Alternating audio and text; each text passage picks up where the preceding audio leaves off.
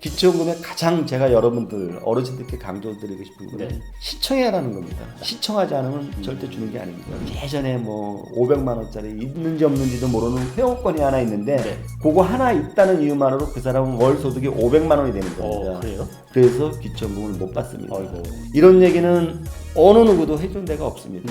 이렇게 노후에 내가 소득이 어느 정도 꽤 있으면 네. 내가 받는 국민연금의 금액이 조정이 되나요? 이게 재직자 노령연금제도라고 그러는데요. 네. 그 소득이 일정액 이상이 있으면은 본인이 받는 국민연금의 일정 금액이 감해지는데 최대 50%까지 감액될 그래요? 수 있고 그럼 5년간 5년간. 최대 50%까지 감액될 수 있습니다. 그러니까 그게 얼마 정도까지인 거죠? 예, 이 부분에 대해서는 법률적으로는 이제 254만 원 올해 기준으로 소득이 월 소득이요? 예. 월 평균 그렇다는 네. 얘기죠. 이 부분에 대해서 이제 그 말씀드리기 전에 우리가 소득에는 그 여러 가지 종류가 있지 않습니까? 네. 대부분 양도소득이나 살림소득, 종합소득 이 네. 큰 세 가지를 이제 분류과세라는 개념을 쓰고 네. 있어요. 그 중에서 뭐 여러분이 상식적으로 아시지만 양도소득이나 퇴직소득은 시점 개념이죠. 그쵸. 양도 시점, 네. 퇴직 시점. 다만 종합소득은 1월 1일부터 12월 네. 말까지는 기간 개념입니다. 그렇죠. 네. 종합소득엔 또 여러 가지가 있지 않습니까? 이자소득, 배당소득, 네. 부동산 임대소득을 네. 포함한 사업소득, 기타소득, 연금소득, 네. 뭐 이런 식으로 근로소득 네. 이렇게 6가지가 있는데 앞서 말한 그 모든 소득에 해당되는 건 아니고요. 그래요? 네. 근로소득과 네. 부동산 임대소득을 포함한 사업소득 네. 요 두 가지만 소득이 일정액 이상이 되면은 그렇군요. 국민연금을 일부 감액한다. 모든 이런 소득이 아니라 뜻이고요. 근로소득과 임대소득 그리고 예. 사업소득. 예. 그러니까 미리 내가 계산해서 이거는 그럼 알아서 이것도 그 나라에서 알려주나요? 소득에 대해서는? 이런 거는 알려주는 건 아니고요. 네. 이제 뭐 자동으로 노출이 되면은 알아서 거기서 공제를 하겠지만 모르겠네. 본인이 인지하고 있다면 본인이 저기 대응할 수 있는 여지도 뭐 충분히 있다고 생각이 들고요. 여기서 또 많은 오류를 범하는 게 네. 근로소득 소위 말하는 연봉이라 그러죠. 네. 다들 연봉으로 생각하고 있고 사업소득이 있는 분들은 매출액을 소득이라고 생각하는 경우가 많습니다. 그래서 여기서 말하는 소득의 개념은 네. 연봉이 아니라 네. 그 연봉의 일정 금액이 되면 세법상에 네. 근로소득 공제라는 게 있지 않습니까? 그거를 차감한 금액, 사업소득 경우에는 1억이 매출액이지만 필요경비가 8천만 원 될 수 있죠. 네. 그러면 그 사람 소득은 2천만 원인 것이죠. 그래서 필요경비를 공제한 거 사업소득에서는 근로소득은 세법상의 근로소득 공제를 한 금액을 기준으로 네. 그 금액이 월 평균 254만 원을 넘었을 때 그때부터 조금씩 이제 감액이 시작된다 이렇게 그래요. 얘기할 수 있고요. 요즘 이제 젊은 층들, 한 3, 40대 이런 분들은 이런 얘기들 또 이런 고민들을 많이 얘기를 해요. 지금 국민연금이 자꾸 고갈이 돼가고 있는데 내가 낸 연금 받을 수 있나? 그럼 이걸 내가 국민연금 낼 필요가 있나? 라는 의문을 갖고 계신 분들이 굉장히 많으신데 예, 많은 것 같습니다. 이거의 진실은 뭔가요? 이거 뭐 제가 국민연금공단 직원도 아니고 정부 재정을 담당하는 뭐 기획재정부 장관도 아니고 네. 그렇습니다만 그 외국의 사례라든가 네. 또 제가 경험치로 봤을 때 네. 그런 걱정은 하지 않으셔도 되지 않을까 그래요? 싶고요. 일단 2041년 정도 되면은 네. 작년 말 기준으로 연금 기금이 한 880조 정도로 제가 기억하고 있고요. 2041년으로는 최고 정점이나 2천조. 네, 2천조. 예, 또 2057년 정도면은 이제 고갈이 된다라고 이렇게 얘기를 하고 있습니다. 참고로 우리나라 같이 국민연금 기금을 수백조, 천조씩 이렇게 적립해놓고 네. 연금을 주고 있는 나라가 전 세계에 네. 5개 국가 정도 그래요? 있어요. 예. 우리나라 이거 잘 운영을 하는 건가요? 물론이죠. 물론 역사가 짧아서 그럴 수도 있고요. 그렇군요. 그냥 미국이나 일본, 스웨덴, 캐나다, 우리나라 이런 정도고요. 네. 이미 서구의 많은 나라들은 연금 제도가 100년 전 이상부터 이미 다 시행을 했거든요. 그렇군요. 네. 그래서 이미 축적해 놓은 기금이 이미 다 고갈이 돼서 그 정부에서 세금으로 이미 다 지급을 해주고 있습니다. 기초연금도 세금으로 무상 지급하듯이 네. 그런 식으로 이걸 뭐 학자들 간에는 우리 같이 지금 기금이 쌓아놓은 경우를 적립식 네. 그 다음에 이게 다 고갈이 되면은 세금으로 지급해 준다는 것을 부가식 개념이라고 하는데요. 기본적으로 뭐 국가가 부도나지 않는 한 그런 일은 없을 거라고 보고. 그래요. 그러면 국민연금은 내가 낸 거는 최소한 받을 수 있다라고 이제 예, 생각해도 예. 크게 위험한 거 없다고 보면 되겠네요. 제 개인적으로는 국민연금이 사실 민간 어떤 영역의 금융 상품과 비교할 수 없을 정도로 그렇군요. 좋은 거는 분명히 맞습니다. 네. 제가 안타까운 거는 국민연금에 대해서 불신을 하거나 오해를 하거나 그걸 뛰어넘어서 이해하기를 거부하는 경향이 좀 있는데 본질에 대해서 조금 공부하시고 관심을 가지고 최소한에 관한 부분이기 때문에 정말 좀 마음을 열고 긍정적으로 한번 관심을 가져봐야 된다. 나중에 후회하십니다. 마지막으로 또 제가 미처 질문 못 드렸지만 국민연금 관련해서 또 마지막 한 말씀 부탁드릴게요. 국민연금은 노후의 최소 준비 사항이고요. 네. 정부가 강제적으로 하고 또 물가 상승이라든가 평생 지급한다라든가 여러 가지 장점이 있습니다. 네. 여러분께서 관심을 갖고 많이 알고 계셔야 되는데요. 또 아는 것만이 중요한 게 아니지 않습니까?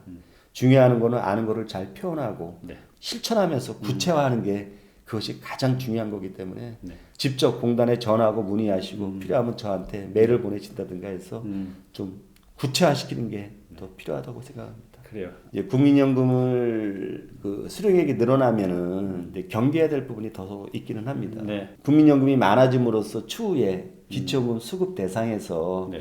제외되지는 않을까 이런 부분도 같이 고민을 해야 되고요. 네.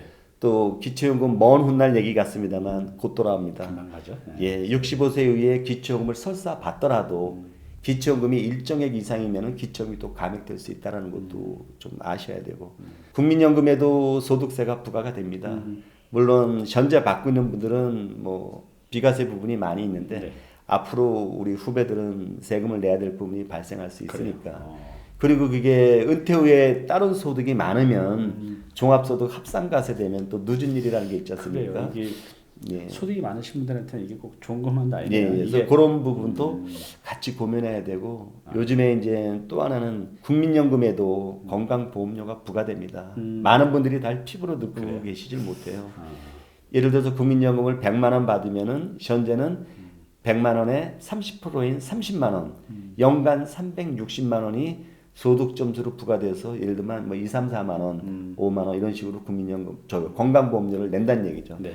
근데 이게 또 내년 7월부터는 50%로 상향이 됩니다. 그래서 국민연금과 관련된 여러 가지 이런 요소들에 대해서도 한 번쯤은 관심을 가져보시는데 이런 얘기는 어느 누구도 해준 데가 없습니다.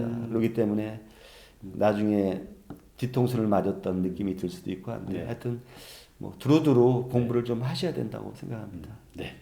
이제 국민연금에 대해서 알아봤는데 이제부터는 이제 기초연금에 대해서 알아볼게요. 저희 어머니도 받고 계신데 그 기초연금이 뭐 기초노령연금, 또 노령연금, 또 기초연금 이렇게 여러 가지 용어가 있는데 이게 다 같은 용어인가요? 예, 노형이 같은 부분도 있고 다른 네. 부분도 있는데요. 네. 아까도 국민연금 때 살짝 설명드렸습니다만 대부분의 어르신들이 네. 노령연금과 네. 기초연금을 동일시합니다. 저도 그렇게 알았어요. 예, 다른 건가 보죠? 그렇진 않고요. 국민연금은 88년도에 생겼지 않습니까? 네. 받는 유형이 연금으로 받는 것과 일시금으로 받는 유형이 있는데요. 국민연금의 연금에는 크게 네 가지가 있습니다. 첫 번째가 노령연금, 네. 분할연금, 장애연금, 유족연금 있죠. 그래서 여기서 말하는 노령연금은 국민연금을 내가 연금 수급 연령에 도달했을 때 받는 것, 네. 그것이 노령연금. 분할연금은 이혼했을 때 네. 나눠 갖는 거. 네. 유족연금은 한쪽이 네. 사망했을 때. 장애연금은 장애 입었을 때 이런 거죠. 그리고 기초연금은 사실은 그 전신이 네. 2008년도에 기초노령연금이 먼저 시행이 됐었습니다. 아, 그래요? 네. 예, 예. 그래서 기초노령연금이 시행되다가 2014년에 네. 그걸 확대 개편한 게 기초연금이라는 얘기죠. 그래서 기초연금과 노령연금은 다른 거다. 이렇게 이해를 하시는 게 맞습니다. 그러니까 저희 어머니가 지금 받고 있는 건 기초연금이 그렇죠. 맞겠네요. 네네. 그러면 이 기초연금이 누가 또 어떤 조건에서 받을 수 있는 건가? 이 기초연금이라는 게? 예, 기초연금은 기본적으로 그 대한민국 국적을 갖고 네. 국내에 거주하면서 네. 만 65세 이상이어야 되는 게 가장 만 65세 이상이. 네. 그리고 그 단독 가구가 됐던 네. 또 두 분이 다 살아계시던 네. 가구 형태에 따른 그 법에서 인정하는 소득 인정액 이하여야 됩니다. 이게 되게 사실 어려운 내용인데요. 그 단독 가구는 올해 기준으로 169만 원, 네. 부부 가구는 270만 4천 원 이하일 경우에 네. 기초연금을 준다는 개념인데요. 이 컨셉이 전체 65세 이상 어르신 중에서 소득 하위 70%에 이렇게 맞춰져 있는 금액이다라고 이해하시면 됩니다. 다 주는 게 아니라 이제 전체에서 한 70% 정도만 받으시는 그렇죠. 거예요. 예. 이것도 그러니까 소득이나 재산이 많은 분들은 기초연금이 없겠네요. 예, 맞습니다. 재산이나 소득이 많은 분들은 기초연금을 못 받고 하위 70%에 속하시는 분들이 기초연금을 이제 받게 되는 거죠. 그렇군요.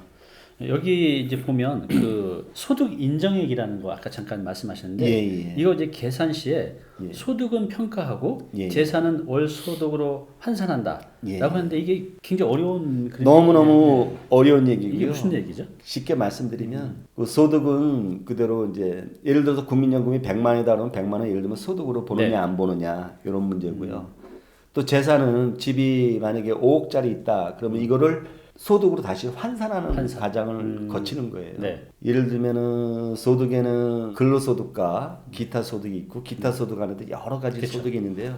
가장 대표적인 게 뭐 근로소득에 예를 든다면 150만 원을 벌었다고 가정하면은 네. 근로소득에 대해서는 기본 공제제도가 있습니다. 98만 원을 공제를 해주는 거죠. 누구나요? 똑같이. 예.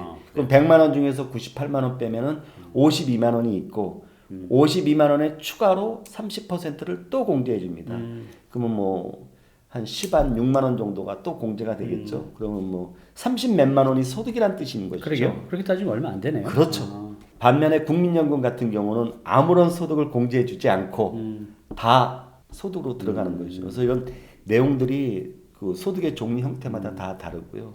사업소득 같으면은 아까도 말씀드렸지만 필요경비를 다 공제한 금액. 네. 뭐 임대소득에서도 필요경비 다 공제해 주지 않습니까?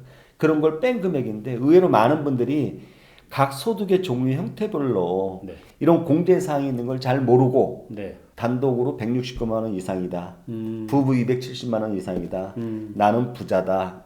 그래서 신청 안 하는 분이 의외로 많이 있다라는 거죠. 그럼 기초연금을 그러니까 65세 이상이 되면 나라에서 알아서 주는 게 아니라 내가 또 신청을 해야 받을 수 있는 부분도 있나 보죠? 누구나 이렇게 받을 수 있는 건가요? 전적으로 국가가 알아서 해주면 좋겠는데 네. 이게 뭐 사람도 많고 소득도 다변적이니까 네. 아직까지 뭐 우리 행정 전산망이 그런 걸 다 커버하지 못하고요. 기초연금에 가장 제가 여러분들 어르신들께 강조드리고 싶은 거는 네. 신청해야 하는 겁니다. 신청을 해야 된다. 신청하지 않으면 절대 주는 게 아닙니다. 그리고 참고로 말씀드리면은 정부에서 시행하는 복지와 관련된 모든 정책들은 궁극적으로 본인이 신청주의를 전제로 하기 때문에 여러분이 그거를 꼭 유념하셔야 된다 생각합니다. 뭐 오류가 있을 수도 있겠네요. 뭐 내 소득 금액을 높이 잡아놨는데 그게 아닌 경우도 그렇죠. 있을 수도 있나 봐요. 예. 재산에 대해서도 뭐 기본적인 거는 꼭 알려드려야 될 것 같아요. 예를 들면은 집이 시가가 5억이다. 네. 그러면 5억짜리 집을 갖고 있는 게 아니라 2억 5천짜리 집을 갖고 있는 것이고 네. 거기에 또 공제 사항이 있습니다. 서울이냐, 뭐 광역시냐, 시군구냐, 중소도시냐에 따라서 금액의 차이가 있는데요. 예를 들어서 수도권에서 5억짜리 집에 공시지가 2억 5천에 기본 공제액이 중소도시는 8,500만 원이거든요. 네. 그걸 빼고 나면은 뭐 1억 5천에서 8,500만 원 빼면은 뭐 1억 한 6,500만 원인가요? 네. 그 금액에 4%를 곱하고 4%. 다시 12개월로 나누는 게 환산금. 재단을 소득으로 환산했다 그런 거기 때문에. 그러니까 이런 이제 기초연금은 나이가 되면 알아서 주기도 하지만 내가 신청을 해야 되고 알아서 주는 경우는 없고요. 그래, 신청을 무조건 본인이 신청을 해야만 합니다. 신청을 하는데 거기서 판단한 금액이 오류가 있을 수도 있으니까 네네. 한 번 더 이제 확인을 하는 게 중요한 것 같아요. 예. 그러면 이제 신청을 해야 된다는데 이 기초연금 신청할 때 좀 주의할 사항 또 유의해야 될 사항이 있을 것 같은데요. 이 짧은 시간에 여러 가지 말씀드리는 건 네. 어려운데요. 네. 제가 이제 유튜브를 하면서 많은 어르신들하고 실제 경험했던 사례입니다. 네. 제가 지금도 계속 신청 얘기를 하거든요. 네. 잘 모르시는 분들한테는 일단 신청하십시오라고 늘 강조합니다. 근데 현장에 가서 동사무소, 읍면사무소 가서 신청을 하면 동사무소 직원들이 그런 경우가 많은가 봐요. 네. 대충 소득 재산상을 들어봅니다. 네. 신청하셔도 안 됩니다. 하나만 합니다. 그렇게. 하려면 하고 말려면 마세요. 이렇게 얘기를 하는데 재미난 거는 동사무소 직원들 뭐 죄송스러운 얘기지만 이 방대한 양은 매뉴얼대로 일하지 기본 개념과 원리를 이해하고 이해 응용하면서 어르신들 중심으로 문제 해결 중심으로 답변을 해주지 않는다라는 거예요. 저는 많은 분들이 될 거라고 생각하고 갔는데 신청 자체를 안 받아줬다라고 그러는데 안 받아준 건 아니고 하려면 하고 말려면 말아. 어차피 안 될 거니까. 그러면 어떡하겠습니까? 그냥 돌아오는 거죠. 그러겠네요. 그런 분들이 저랑 다시 상담하고 다시 받은 사례가 헤아릴 수 없이 그래요? 많이 있습니다. 그러니까 이제 그 신청할 때 공무원 분께서 그렇게 이제 말씀하시더라도 그렇죠. 한 번 더 반드시 이제 확인을 하셔야 될 것 같습니다. 예. 네. 그 기초연금은 65세 이상이 되면 받을 수가 있는데 금액이 얼마죠? 기초연금은 현재 30만 원이죠. 30만 원. 예, 누구나 예. 똑같은가 봐요. 그렇진 않습니다. 그 30만 원이라는 것은 법률 개념으로는 기준 연금액이라고 하고요. 네. 또 부부가 같이 받을 수도 있지 않습니까? 그렇군요. 부부가 같이 받으면 각각 네. 20%씩 감액을 합니다. 네. 그럼 이제 24만 원, 24만 원, 48만 원을 받게 되는 거죠. 우리가 이제 앞에 국민연금 얘기했고 이제 기초연금 얘기하고 있는데 국민연금을 많이 받고 있는 사람 이거와 상관없이 기초연금도 65세가 되면 다 받을 수가 있는 건가요? 예, 예. 기본적으로 국민연금 받는 사람이 네. 기초연금하고는 별개이기 때문에 다 받을 수 있는 건 맞습니다. 근데 아까도 제가 국민연금 부분에서 조금 언급을 해드렸습니다만 국민연금 수령액이 많으면 그 기초연금을 받기 위한 소득 인정을 계산할 때 뭐 못 받게 될 가능성도 있다는 얘기죠. 그러면 기초연금 우리가 계산할 때 그 하위 70% 범위에 나와서 기초연금 받을 수 있는데 이분 뭐 콘도 회원권이 있다든가 뭐 외제 자동차가 있다든가 이런 경우에도 영향을 주나요? 그런 것들이? 그거는 아주 중요한 부분인데요. 네. 많이 해당되지는 않을 수 있지만은 네. 그 콘도, 헬스, 수영, 요트 이런 회원권이라든가 네. 또 고급 자동차 네. 이런 게 있는 것들은 그 재산을 네. 소득으로 이렇게 환산하는 과정을 거치지 않습니다. 그래요? 그 가액 자체가 월 소득으로 그냥 오. 보는 거예요. 그러니까 콘도가 예전에 뭐 한 지금 뭐 콘도가 시세가 안 좋아서 500만 원짜리 있는지 없는지도 모르는 회원권이 하나 있는데 네. 그거 하나 있다는 이유만으로 그 사람은 월 소득이 500만 원이 되는 겁니다. 그래요? 그래서 기초연금을 못 받습니다. 아이고 이거 조심해야겠네. 그러면요. 그래서 그런 경우 그다음에 자동차 같은 경우는 이제 고급 자동차라고 얘기를 하고 있는데 3000cc 이상 네. 차량 가격으로는 4천만 원 이상 네. 이런 경우를 고급 자동차라고 봅니다. 그래요? 예, 예. 그래서 이런 경우에는 그 자체 네. 만약에 차량 가격이 5천만 원짜리 차다 그러면 월 소득이 5천만 원이다. 그래요. 기초연금 안 준다 이런 개념이죠. 이런 기준에 맞춰서 노후에는 기초연금 받기 위해서는 예. 이 기준 뭐 회원권이라든가 예. 너무 고급차는 좀 안 하시는 게 좋겠네요. 받기 네, 위해서는. 네, 네. 그래요. 그래서 이런 거를 좀 염두에 두시고 이 부분은 제가 이렇게 보니까 논리의 문제가 아니라 그 뭐 수영 골프 회원권이 있다 외제차 모은다 이런 거에 대한 그 국민적 정서 그렇죠. 네. 네, 그걸 감안해서 그렇게 했는데 한쪽에서는 너무 구시대적이다 또 이런 비난도 같이 있습니다. 네, 그렇군요. 네, 오늘 이제 선생님 모시고 너무 소중한 정보 다 들어봤습니다. 좀 더 이제 자세한 내용은요, 선생님의 그 유튜브 채널이 있으니까 밑에 링크 달아놓을게요. 거기 가셔서 좀 더 구체적이고 자세한 내용들은 거기서 확인할 수 있으니까 꼭 들으시고요. 마지막으로 우리 다니TV 시청자분들이 50대 전후 세대가 굉장히 많으세요. 이분들께 뭐 연금 관련해서 또 노후 관련해서 마지막으로 한 말씀 부탁드리겠습니다. 일단 짧은 시간에 이 방대한 양을 다 소개시키는 데는 좀 한계가 있습니다. 그렇죠. 네. 또 제가 말씀드린 부분적인 거를 일반화해서 또 의사결정에 오류를 범하지 않을까 이런 네. 우려도 있고요. 그렇죠. 네. 또 이게 단면적인 게 아니라 좀 입체적이고 네, 복합적이기 때문에 네. 그런 우려를 하면서 여러분들이 기회가 되면 또 각자 공부하시고 네. 또 첨언드리면은 그 국민연금에 대해서 조금 마음의 문을 열고 정말 공부를 좀 하셔야 됩니다. 그리고 50대, 60대 생각보다 빨리 다가오고요. 네. 요즘은 특히 그 저금리, 저성장, 저물가 이런 결핍 시대입니다. 그렇기 때문에 마르지 않는 샘물처럼 이렇게 매달 규칙적으로 연금을 받는 건 상당히 소중한 거고요. 특히 뭐 민간 영역에도 많은 연금의 종류도 있고 하지만 제가 말씀드린 국민연금은 네. 가장 최소한이고 가장 기본적이고 가장 안전하고 가장 좋은 거라고 저는 생각을 합니다. 또 하나는 기초연금 관련해서도 네. 아직 여러분이 해당 안 되거나 곧 되시는 분, 특히 이제 부모님도 많이 그렇죠. 해당될 수 있지 네, 않습니까? 맞아요.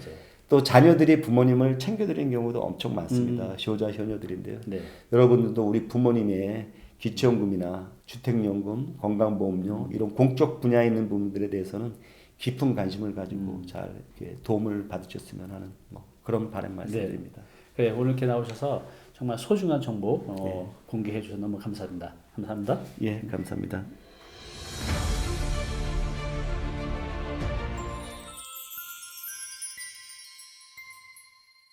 네, 오늘 정보 도움이 좀 되셨나요? 앞으로 이런 정보 계속 받아보실 분은요, 여기 구독 부탁드리고요. 그 다음에 오른쪽은 제가 추천하는 영상입니다. 꼭 한번 보시기 바랍니다.